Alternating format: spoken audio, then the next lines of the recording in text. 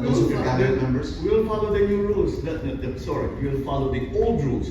These old rules were suspended in the last administration, where the Salin was, it was much easier to get a copy of the Salin and to examine it.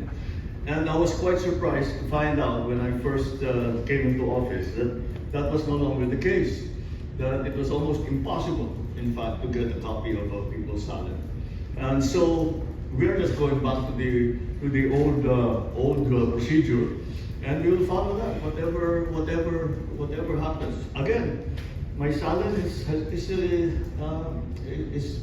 I hope again it will be available to whoever would like to kung hingiin sa akin ng ICI, di syempre bibigay ko. Kung hingiin sa akin ng ombudsman ng bibigay namin. And will you enjoin your cabinet to do the same? Yes, of course.